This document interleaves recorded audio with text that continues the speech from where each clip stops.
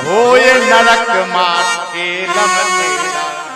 लोभी गुरु मिल जाए और चेला लालची मिल जाए और फिर तो नरक ही में धक्का मुक्की होनी, फिर कोई नहीं मिलेगा। एक बार भाव से कहिए, बोलो राधे राधे। गुरु कैसा हो? एक बार एक वैश्य के घर में एक महात्मा का आगमन हुआ। महात्मा से वैश्य ने दीक्षा ली। महात्मा ने राम नाम मंत्र दे दिया और कहा, जाओ राम नाम रटते रहो, भवसागर से पार हो जाओगे। अच्छा, इसी वैश्य के घर में, बनिए के घर में एक तोता पला हुआ था। तोते ने जैसी सुना, बोले सब झूठ। संत ने कहा, तुम कैसे कह सकते हो कि झूठ है? अरे तुम कह रहे राम राम कहने से भवसागर से पार हो जाओगे। हम रात दिन राम राम कहते हैं, हम पिंजरे से पार नहीं हो पा रहे, तो भवसागर पार होने की बात कर रहे हो। अच्छा, महात्मा भी कम नहीं था। महात्मा ने कहा, ये बताओ तुमने गुरु बनाया है? बोले नहीं नहीं, गुरु तो नहीं बनाया है। अच्छा, तो तुम हमें गुरु बना लो। तोते ने महात्मा को गुरु बना लिया। महात्मा ने तोते को प्राणायाम करना सिखा दिया। जिस समय प्राणायाम करना सिखाया है, आज तोते ने प्राणायाम किया। प्राण वायु को मूलाधार चक्र से खींचकर पिनाक में स्थापित किया। मृत अवस्था में पिंजरे में लेट गया। बनिए को लगा कि हमें लगता ये तोता मर गया। बनिए ने लिया पिंजरा, लेकर के पिंजरे को आज छत पे रख दिया, दरवाजा खोल दिया और जैसे ही पिंजरे को हिलाया, खटखटाने पर वो तोता उड़ गया। उड़ करके अट्टालिका पर बैठ गया और वहीं से वो तोता आवाज लगा रहा है, भैया राम नाम सत्य है, जो बोले जीवन मुक्त है। लेकिन चाबी गुरु के हाथ, अगर कोई सच्चा सदगुरु नहीं मिलेगा तो प्यारे तुम्हारा उद्धार नहीं होगा। और जिस दिन सच्चा सदगुरु मिल जाएगा, बस उसी दिन उद्धार हो जाएगा। आज ध्रुव जी को ओम नमो भगवते वासुदेवाय मंत्र दे दिया और महाराज वृंदावन में मधुवन में स्थान बता दिया। आज एक टीले पर बैठ करके ध्रुव जी ने तपस्या की और जिस टीले पर बैठ करके ध्रुव जी ने तपस्या की है, उस टीले का नाम ध्रुव टीला हो गया। आज भी जब आप वृंदावन जाएंगे तो मधुवन में ध्रुव टीला के नाम से एक स्थान बना हुआ है। समय बीता, आज भगवान का दर्शन ध्रुव ने किया। लौट करके जिस समय ये ध्रुव आया, अच्छा एक बात आपको समझ में आ रही है कि नहीं? आपको लगता होगा ध्रुव को सहज में भगवान के दर्शन हो गए, ध्रुव इतना महान हो गया। अच्छा, आप सूरज को देखते हो? सूर्य आकाश में कितना चमकता है, चमकता है कि नहीं चमकता है? लेकिन इस सूर्य ने आकाश में चमकने के लिए कितने अंधेरे देखे होंगे, तब ये सूर्य आज चमकता है। एक मैं विशेष बात बोल करके जा रहा हूँ। आज के कलिकाल में अगर किसी का भाग्य चमक जाए तो दो स्थितियां ऐसी होती हैं जिनसे भाग्य बदलता है। अगर कोई आदमी महान बना है तो उसके पीछे दो कारण हैं। या तो किसी संत आदमी की बात लग जाए या किसी दुष्ट आदमी की लात लग जाए। दो परिस्थितियों में जीवन बदल जाता है। आप विभीषण को देख लो, हनुमान जी ने इतना ज्ञान बांटा, लेकिन हनुमान जी के कहने से विभीषण राम जी की शरण में नहीं आया और रावण ने एक लात मारी, जैसी लात मारी तो सीधे ही राम जी की शरण में चला आया है? अच्छा, तो यहाँ जो बूढ़े लोग बैठे हैं, बूढ़ी माताएं बैठी हैं, वो हमारे जैसे लोगों के कहने से ही समझ जाओगे या बहुलत या हम मजबूरी में कह रहे हैं, एक कप चाय के पीछे दरवाजे पे डटी बुआ जी, अरे हमारी सुनो, अरे ओ बुआ जी, एक कप चाय के पीछे दरवाजे पे डरे हैं। बहुत रोजी 100 गाड़ी दे दे, कब हो तो दरवाजा खाली हो है? लेकिन वह विभीषण जैसी आदत पड़ी है, 100 गाड़ी मिल जाए लेकिन दरवाजा छोड़ने के लिए तैयार नहीं है। हम तो कहते चलो घर द्वार चलो हरिद्वार, हम तो लिबा नहीं आए हैं। बाद में नहीं कहना, जा नहीं पाए। परीक्षित जी, एक बहुत सुंदर फार्मूला है। जब ही बने बाबा फिर घर में रखे न दावा और वन में बोले धावा। घर में अगर बाबा कहने वाला आ जाए तो फिर घर में न रुके। अच्छा, एक बार एक सज्जन ने हमारी बात मान ली। लड़के को लड़का हुआ, नाती पैदा हुआ, नाती 2 साल का हुआ, वो बाबा बाबा कहने लगा। और जब वो नाती बाबा कहने लगा तो उसने घर छोड़ दिया, हरिद्वार जाके रहने लगा। अच्छा 3 साल बाद बिटिया के घर में लड़का हुआ, वो लड़का बड़ा हो गया। एक दिन बिटिया हरिद्वार घूमने गई और जैसे ही घूमने गई तो नाती ने आवाज लगाई, बोले नाना।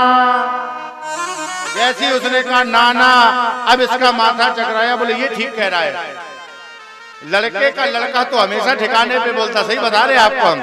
वो तो कहता है बाबा। अच्छा आपने कभी देखा है जो 2 बरस का नाती है वो बड़े स्टाइल में बाबा कहता है। आप जब शाम को घर जाओगे तो दौड़ता हुआ आपके पास में आएगा, बाबा बाबा बाबा। उसका तो मतलब ही है तुम हटो, फिर तो लेखपाल हमारे नाम चढ़ाई देगा, बाबा है तब तक बवाल, बाबा हट के फिर कोई बवाल नहीं। लड़के का लड़का तो ठिकाने पे बोलता है, लेकिन जो लड़की का लड़का होता है ये सब गड़बड़ करता है। इसने कहा नाना, तो इसका दिमाग बदल गया, ये घर में आ गया। अच्छा एक बार हमारी गांव में कथा हुई तो लोगों ने कहा, बोले महाराज हमने कहा वो तुम्हारे कहने से एक लोग बाबा हो गए थे, वो लौट करके घर में आ गए। तो हमने कहा घर काहे आ गए? बोले पता नहीं। तो हमने कहा बुला लाओ। हमने उन्हें अपने कमरे पे बुलवाया। हमने कहा ये बताओ तुम बाबा हो गए थे, फिर तुमने ये स्वरूप कैसे बदल लिया? तुम पैंट शर्ट पहन के घूम रहे हो, बाल कटवा लिए। बोले फंस गए तुम्हारी बात में। अरे हमने सही बताओ नाराज काहे होते हो? बोले नाराज नहीं हो रहे, सही बता रहे हैं। तुमने कहा घर में बाबा कहने वाला आ जाए तो हम बाबा हो गए। जैसे घर में नाती हुआ तो हमने घर छोड़ दिया। तो हमने कहा बदल काहे गए ये तो बताओ। बोले बिटिया का लड़का एक बार मिला, वो बोला ना ना।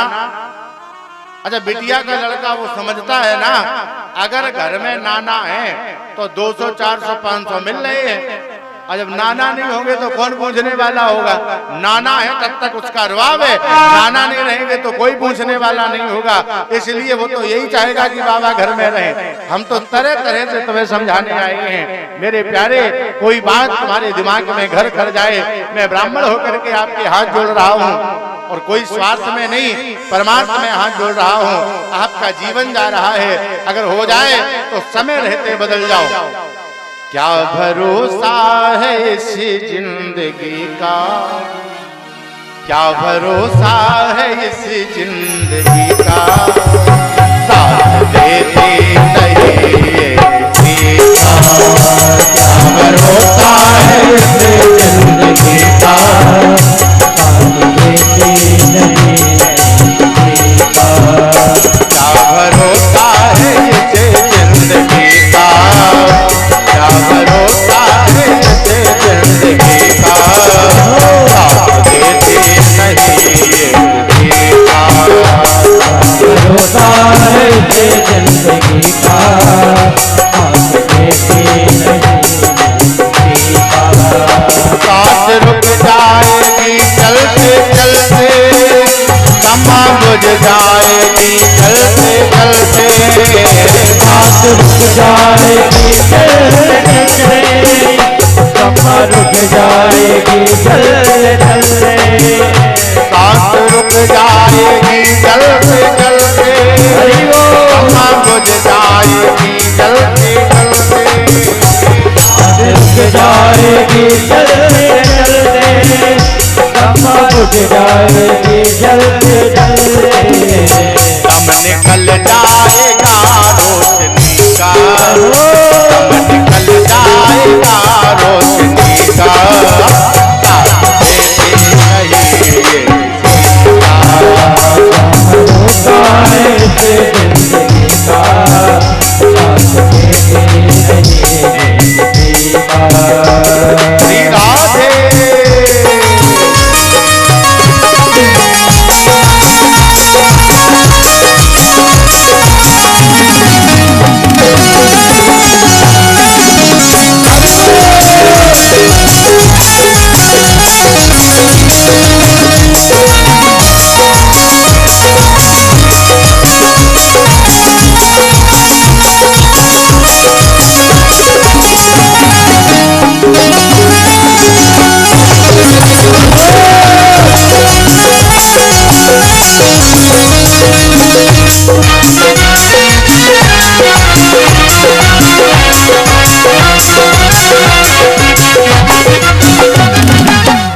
क्या भरोसा है इस जिंदगी का, साथ देते नहीं किसी का, क्या भरोसा है इस जिंदगी का, साथ देते नहीं है किसी का।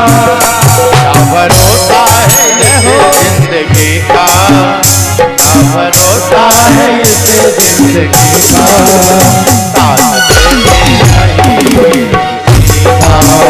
क्या भरोसा है जिंदगी का, साथ देते नहीं किसी का।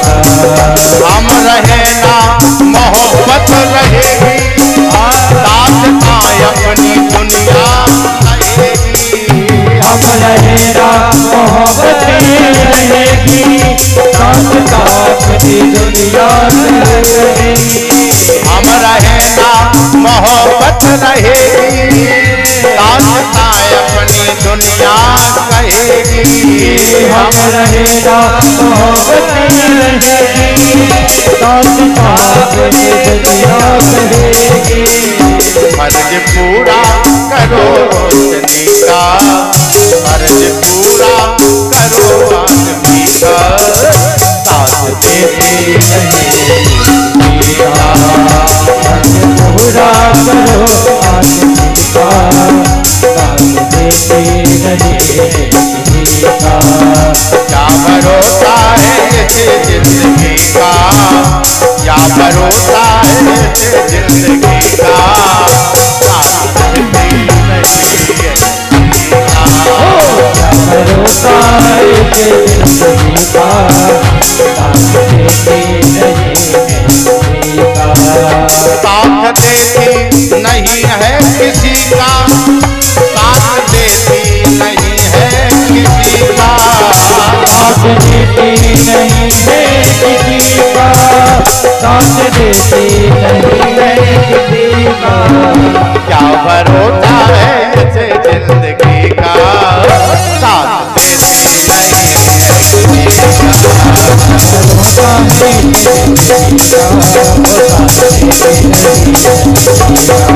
का। भरोसा है जिंदगी का, साथ देते नहीं क्या भरोसा है इस जिंदगी का, साथ देती नहीं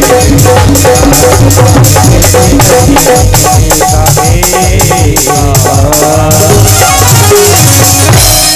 क्या भरोसा है इस जिंदगी का, साथ देती नहीं ये किसी का।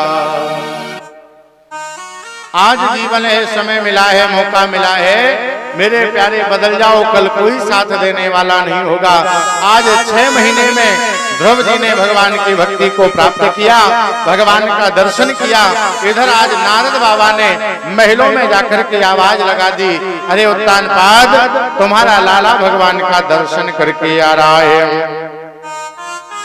जिस समय मैया सुरसी ने सुना मेरा पुत्र आ रहा है, आज तो वो माँ जिसने हाथ पकड़ करके फेंका था, वो दौड़ करके दरवाजे पर खड़ी हुई है, आरती का थाल सजाया हुआ है। और इधर आज भगवान को ध्रुव बार बार धन्यवाद दे रहा है, प्रभु योवंता प्रविश्य मम वाचम मिमां प्रसुप्ता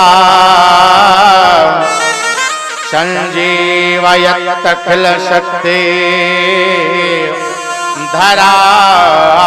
धराश्वधाम्ना। प्राणी मात्र के हृदय में निवास करने वाले परमात्मन, मुझे ये पता है कि आप अंतरात्मा में निवास तो करते हैं, लेकिन सहज में जीव को तुम्हारा दर्शन नहीं होता है। हे मेरे प्रभु, अन्याश्च हस्त चरणो श्रवण त्वयादि प्राणान् नमो भगवते पुरुषाय तुभ्यम्। प्राणी मात्र के हृदय में रहते तो हो, लेकिन सहज में प्राणी को तुम्हारा दर्शन नहीं होता है। हे प्रभु, जब जीव पर तुम्हारी अहेतु की कृपा होती है तब जीव को तुम्हारा दर्शन होता है। आज विचार करते हुए नगर में प्रवेश किया है। मैया ने आज आरती ली, थाल लेकर के ध्रुव की आरती उतार रही है। राजा परीक्षित ने सुखदेव भगवान से प्रश्न कर दिया, प्रभु ये कैसी विडंबना है, जिस मैया ने हाथ पकड़ करके घर से निकाला था आज वही मैया आरती का थाल लिए। तो आज सुखदेव भगवान दर्शन करा रहे हैं। राजन जेहि पर कृपा राम की होए तेहि पर कृपा करे सब कोई। राम की होई पर कृपा करे सब कोई।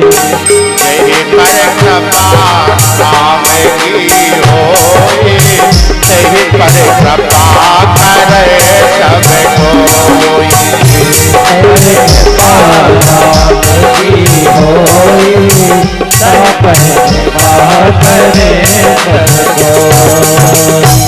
जेहि पर कृपा राम की होई तेहि पर कृपा करे सब कोई। आज भगवान का दर्शन मिला तो महाराज स्वयं मैया आरती उतार रही है। आज सुनीति के पास में ध्रुव जी का जाना हुआ, सुनीति को लिया, सुरुचि को लिया। आज महाराज उत्तानपाद, ध्रुव और उत्तम सारे लोग एक ही महल में रह रहे हैं। समय बीता, एक दिन उत्तानपाद का बुढ़ापा आया। उत्तानपाद जी ने राजकोष ध्रुव के हाथ में सौंप दिया और स्वयं प्यारे जंगलों के लिए निकल गया। एक दिन उत्तम शिकार खेलने के लिए चल पड़ा। यक्षों ने उत्तम को घेर लिया, समाप्त कर दिया, बाणों से विदित कर दिया। बाण लगते ही महाराज उत्तम का अंत हो गया। और जिस समय उत्तम का अंत हुआ है आज ध्रुव बहुत रोया, धनुष पर बाण चढ़ाया, यक्षों से बदला लेने के लिए खड़ा हो गया। ब्रह्मा जी ने आकर के समझाया, समझाने पर आज ध्रुव जी मान गए। समय बीता, इन्हीं के घर में एक महाराज बेर नाम का राजा हुआ। इन्हीं के घर में एक प्रथु नाम का राजा हुआ। प्रथु का विवाह अर्ची से हुआ। इन्हीं के वंश में बंद परंपरानुगत प्राचीन बरही नाम का राजा हुआ। प्राचीन बरही को आज नारद बाबा ने उपदेश दिया। समय बीता, आज सुखदेव भगवान दर्शन करा रहे हैं। और राजा परीक्षित ने आज सुखदेव भगवान से प्रश्न कर दिया, प्रियव्रतो भगवता आत्मा मम कथम मुने ग्रहे अरमतयन मूलम कर्म बंधा पराभवा। महाराज, मैंने सुना है इनके बड़े भाई प्रिव्रत थे, उन्होंने घर में रह करके भगवान का भजन नहीं किया। क्या घर में रह करके भगवान का भजन नहीं हो सकता है? तो आज सुखदेव भगवान दर्शन करा रहे हैं। ननो नम मुक्त संगा नाम तादृशा नाम दुजर सभा ग्रहे समय अविनिवेशो यम पुंसाम भवतुमर्हति। यौवन बितायो जीवन सम्हारी बे में ढूंढो परमार्थ नाही वेदन और पुराणन में।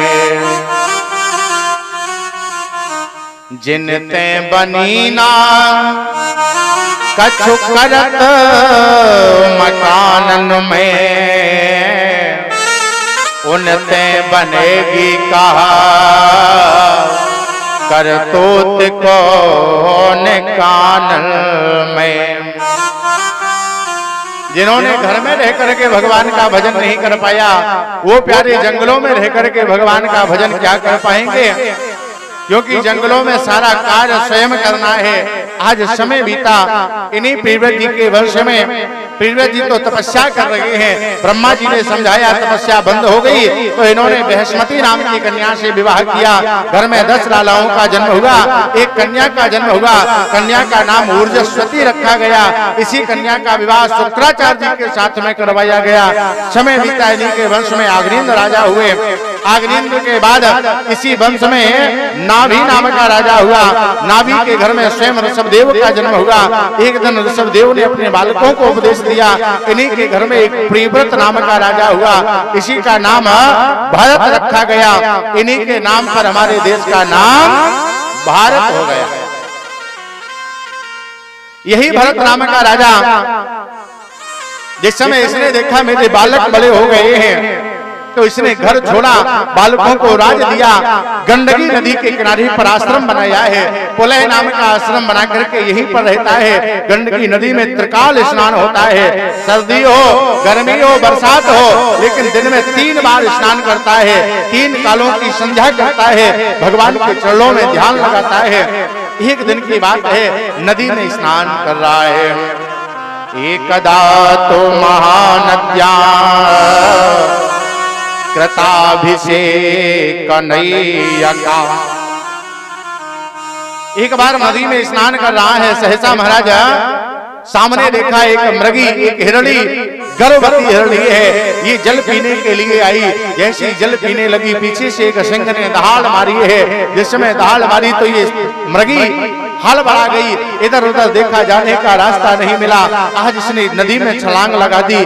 कुछ ही क्षण उपरांत ये लाला को जन्म देने वाली है। महाराज जैसी छलांग लगाई, आज इसका प्रसव उसी नदी में हो गया। स्वयं तो जाकर के पार हो गई, लेकिन प्रसव कभी जल में जाता है, कभी ऊपर आता है, कभी जल में जाता है, कभी ऊपर आता है। आज आकर के भरत जी की साली से लिपट गया। भरत जी ने उठाया वो लाला, लेकर के महाराज बाहर निकाल दिया। साफ किया लाला, आश्रम पर लेकर के आए। अब देखा ये लाला घास खाता नहीं है, तुरंत जन्म लिया हुआ लाला है। आज नगर से दुग्ध का इंतजाम किया, इसे आज दूध पिलाना प्रारंभ किया। धीरे धीरे प्यारे ये लाला बड़ा हो गया।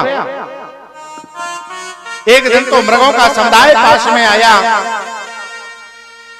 बहुत से मृगों ने आवाज लगाई, लाला ये बता तेरा पिता कौन है? मामेव माता पितरो भ्रातृज्ञादीन वै पुरा। ए भाई, मेरी माँ, मेरा पिता, मेरा भाई, सब कुछ एक महात्मा है। अरे ये बता, ये महात्मा तेरा पिता कहाँ से हो गया? अरे तेरे पिता तो हम होंगे, तू मेरे जैसा लग रहा है। मृग ने कहा नहीं नहीं, वो मेरा पिता है, वो मेरी माँ है, वो मेरी पालन पोषण करता है। मृगों ने आज बहलाया। ये बालक मृगों के कहने में आ गया।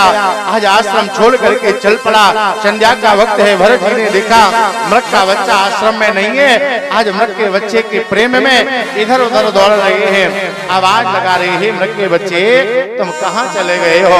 हे मृग के बच्चे तुम कहाँ चले गए हो? जिस समय महाराज आवाज लगाई है, आवाज लगाते ही सारा दिन व्यतीत हो गया। भोजन ग्रहण नहीं किया, जल नहीं पिया। मृग के बच्चे से ऐसा प्रेम हुआ कि भोजन पानी सब छूट गया। और एक दिन ऐसा आया कि प्राणांत हो गया। एक मृगा के कारण भरत धरी मृग दे, उनकी होगी क्या गति जिनको सबसे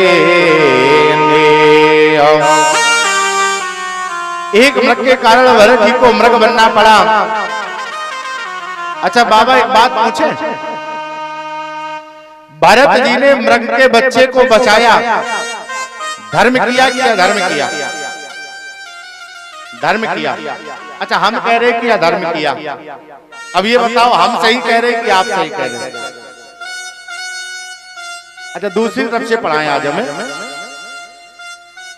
अच्छा गालियां देना धर्म होता है कि अधर्म होता है? अधर्म होता है। अच्छा हम कह रहे धर्म होता है। लोभ करना धर्म होता है कि अधर्म होता है? लोभ करना अधर्म होता है। अच्छा, हम कह रहे धर्म होता है। आप जो कहोगे हम ठीक उसका उल्टा बताएंगे। अच्छा, केवल बताएंगे नहीं, सिद्ध करके देंगे। गाली देना धर्म है, और केवल गाली देना नहीं, किसी को गोली मार देना भी धर्म है। आम आदमी अगर किसी को गोली मार दे तो वो अधर्म है।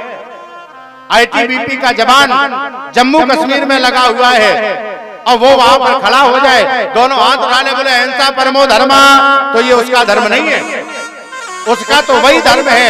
अगर पड़ोसी देश एक मार रहा है तो तुम 40 मार दो, तब तुम्हें मेडल मिलेगा, तब तुम्हें सराहा जाएगा। उसके लिए मारना धर्म है। और पंडित जी अगर गोली चलाने लगे तो अधर्म है।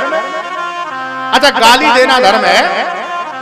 कोई पुलिस वाला चोर पकड़ करके लाए और 2 अगरबत्ती जगाए और आरती घुमाए, बोले बताओ दादा तुमने चोरी करी है, वो बताएगा। उनके लिए तो बेई वेद मंत्र सुनाए जाएंगे। उनके लिए गला नाम का गणपति गुंगवा में थोड़ी नहीं किया जाएगा। और उनके लिए अगर ये वेद मंत्र सुनाओगे तो वो बताएगा नहीं। पुलिस वाला अगर गालियां दे रहा है तो ये धर्म है।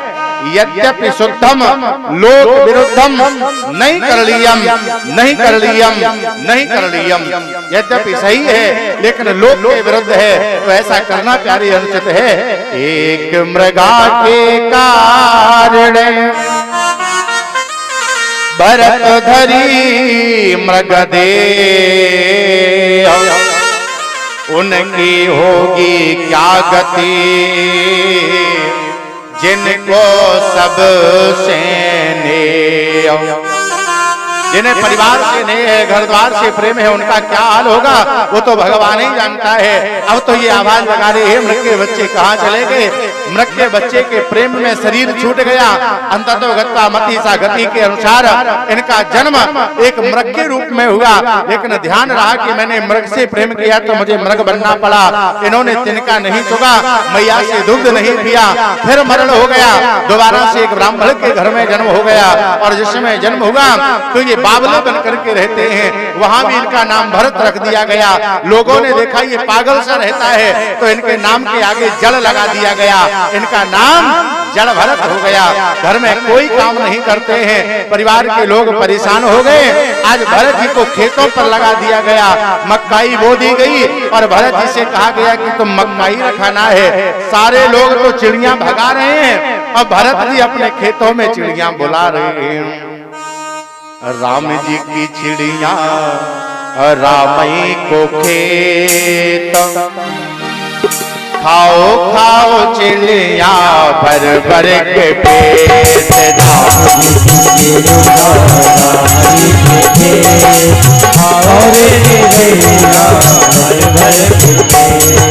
राम जी की चिड़िया रामई को खेत, खाओ खाओ चिड़िया भर भर के पेट।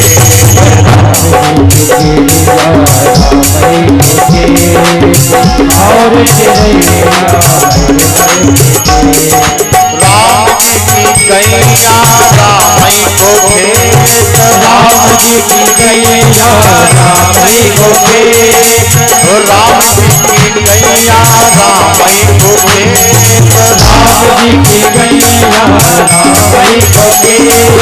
खाओ खाओ गैया भर भर के पेट। राम जी की चिड़िया रामई को खेत,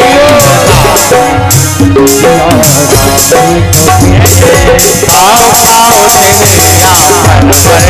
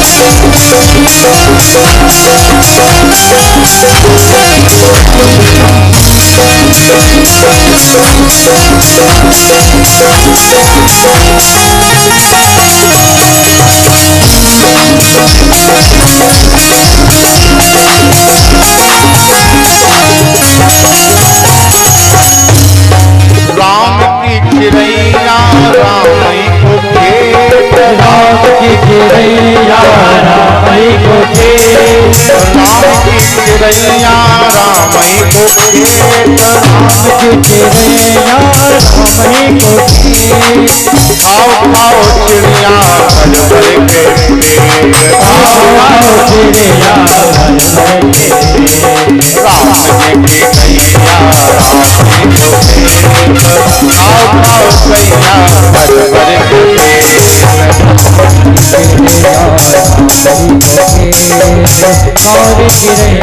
भर भर के, खाओ खाओ चिड़िया भर भर के पेट, खाओ चिड़ैया खाओ खाओ चिड़िया भर भर के पेट, खाओ खाओ चिड़िया भर भर के पेट, खाओ खाओ चिड़िया भर भर के पेट, खाओ खाओ चिड़िया भर भर के पेट, खाओ खाओ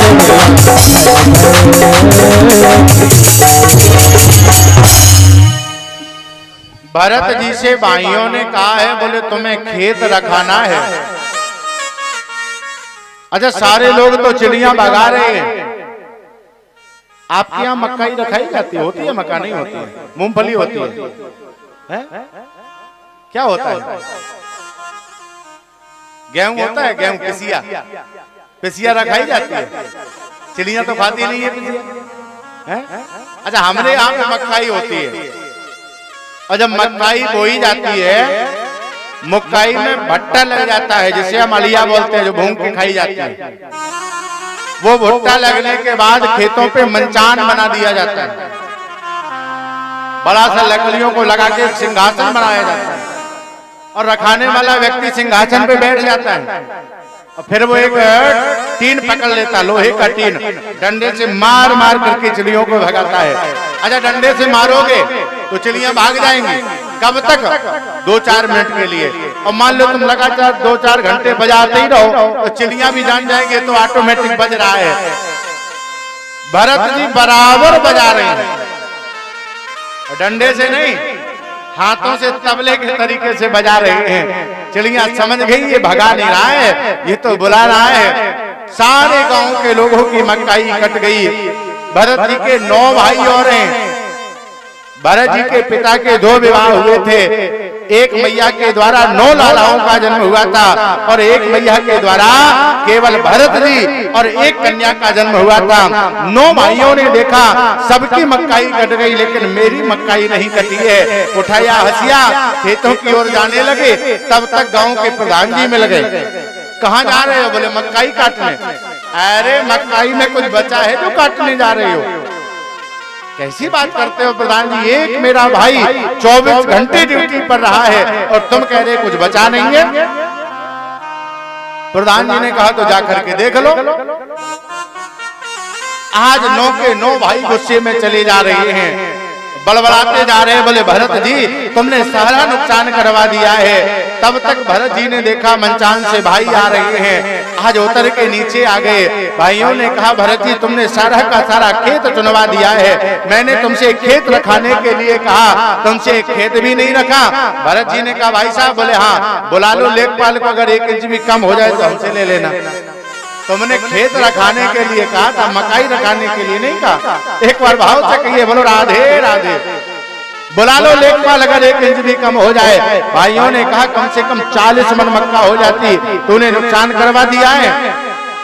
भरत जी ने कहा भैया तुमने मेरे कहने से सब कुछ माना है, एक बार मेरा कहना मान लो, इस मक्काई का मर्दन कर दो, उसके बाद में अगर कम हो जाए तो हमसे तुलवा लेना, और हमें कुछ नहीं चाहिए। भाइयों ने मर्दन किया, आज रास बनाई है। रास बना करके जैसे एक वस्त्र से ढका है। आज भरत जी ने बिहारी जी को बुलाया, प्रभु दीन बंधु जगदीश्वर जगत पिता जगदीश, जो होते हो 20 मन तो दे दो मन 40। जैसी आवाज लगाई तो मेरे प्यारे मानो वो रास प्यारी भगवान स्वयं उदास भर करके आज सभा में प्रकट हो गया।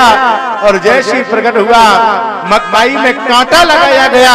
जिस समय तराजू से तोला तो वो मकई पूरी की पूरी 40 मन निकली। भाइयों ने भरत के पांव पकड़ लिए, भरत जी अब तुम कहीं नहीं जाओगे। भरत जी ने कहा तेरी मकई तुझे मुबारक हो, अब मुझे तुम्हारे घर में नहीं रहना है। भरत जी ने घर छोड़ दिया और जाकर के आज महाराज जंगलों की ओर चल पड़े। यहाँ पर एक डाकुओं के सरदार ने देखा ये बलि चढ़ाने के लिए जा रहा है। बलि चढ़ाने के लिए कोई मिला नहीं तो इसने भरत जी को पकड़ लिया। जिस समय भद्रकाली के मंदिर में बलि चढ़ाई है, मैया भद्रकाली प्रकट हो गई, बलि चढ़ नहीं पाई। मैया भद्रकाली ने डाकुओं के सरदार का सर विदीर्ण कर दिया। जैसे विदीर्ण किया है आज मैया वहीं पर नाचने लगी और भरत जी ने माता को प्रणाम किया, यहाँ से चल पड़ी। आगे बढ़े हैं तो एक रघुगण नाम का राजा मिल गया। इसका एक कहार बीमार हो गया। ये गुरु जी से ज्ञान अर्जन करने के लिए पालकी में बैठ करके जा रहा है। कहार बीमार हुआ तो भरत जी को कहार बना करके पालकी में लगा लिया। जिस समय भरत जी पालकी में लग गए, अब कभी जीवन में पालकी ढोई नहीं है तो चलना नहीं आता है। चींटियों का झुंड मिल गया, भरत जी ने लगाई छलांग, पालकी गिर गई। राजा निकल करके बाहर आया, चाबुक उठाया, आवाज लगाने लगा तयोदितम व्यक्तम बे प्रलब्धम भरतो समे शादद वीर भारा। अरे तो से एक आदमी का वजन नहीं ढोया जाता है, देखने में इतना हट्टा कट्टा लग रहा है। राजा बोलता चला जा रहा है, भरत जी सुनते चले जा रहे हैं।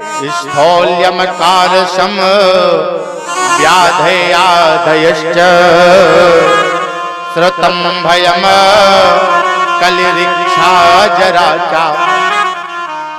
अरे देखने में बड़े हट्टे कट्टे लग रहे हो, एक आदमी का वजन तुमसे ढोया नहीं जाता है। भरत जी ने कहा तुम हमसे कह रहे हो वजन नहीं ढोया जाता है। अरे ये बता, पृथ्वी पर भार रूप होकर के तुम चल रहे हो और हमसे कह रहे वजन ढोया नहीं जाता है। पृथ्वी पर मैं, मेरे ऊपर पालकी का भार, पालकी के ऊपर तुम बैठे हो, भार रूप होकर के तुम चल रहे हो या हम। परीक्षित जी, एक बार एक खेत में दो किसान बेड़ी चला रहे थे। तालाब से पानी लगाया जा रहा था खेतों में। आपके यहाँ बेड़ी चलाई जाती है? दो आदमी खड़े होकर के चलाते, टोकरा सा होता है, जल भर के खेत में डाला जाता है तो पानी पड़ता है उससे। दो किसान बेड़ी चलाए और बगल से एक मौलवी साहब निकल पड़े। मौलवी साहब ने देखा, बोले वाह कितना सुंदर करिश्मा है, आपे आती आपे जाती आपे आती आपे जाती, अपने आप आ रही अपने आप जा रही है। दोपहर का वक्त किसान को गुस्सा आ गया। किसान ने कहा, बोले मौलवी साहब, बोले हाँ एक काम करो चला के देख लो। अब मौलवी साहब किनारे खड़े हो गए। किसान ने रसरी पकड़ा दी और जैसे तालाब में डाला उस बेड़ी को, लगाया एक झटका, झटका लगाते ही आज मौलवी साहब तालाब में, और जैसे तालाब में गिरे भीग के निकले। बोले हे अल्लाह, हम तो कहीं यहाँ पे आती यहाँ पे जाती, लेकिन मेरे छूते गाज हो जाती। वजन उसे समझ में आता है जिसके सर पर रखा होता है, जिसके सर पर नहीं रखा है वो समझ नहीं पाता है। आज रघुगण को जलभरत जी ने उपदेश दिया। समय बीता, जलभरत ने भगवान का दर्शन रघुगण को वहीं पर करा दिया, ज्ञान का उपदेश दे दिया। आज प्रियव्रत जी का वंश यहीं पर विराम लेता है। आज रघुगण ने 28 नरकों का वर्णन करवाया। जिस समय मेरे प्यारे 28 नरकों का वर्णन किया, वर्णन करते ही राजा परीक्षित रोने लगे, प्रभु अब मुझे कथा नहीं सुननी है। आखिर क्यों नहीं सुनना चाहते हो? बोले महाराज क्या बताएं, मैंने तो एक महात्मा का अपराध किया है, और जब मेरे द्वारा एक महात्मा का अपराध हुआ है तो मुझे पता है कि मुझे तो नरक में जाना पड़ेगा। अब कथा सुनने से क्या फायदा है? सुखदेव भगवान को लगा राजा परीक्षित का मन व्यथित है, तो आज एक सुंदर सी कथा सुना दी। कान कुवजे द्विजा कश्यद दासी पत्र अजा मिला, नाम नानष्ट सदाचार्य दासी संसर्ग दोषिता। एक कानकुब्ज ब्राह्मण है या कन्नौज का रहने वाला ब्राह्मण है। एक बार इसके पिता ने कहा, लाला जंगलों से फल फूल लेकर के आओ, जंगलों से लकड़ी लेकर के आओ, हमें पूजा करनी है। जंगलों में गया, फलों को तोड़ा, पत्रों को तोड़ा, पुष्पों को तोड़ लिया, लकड़ियां तोड़ने लगा। वहीं पर एक वृक्षारमण हो रहा है। वृक्षारमण होता हुआ देखा, बुद्धि बिगड़ गई, फलों को फेंक दिया, फूलों को फेंक दिया। आज उसी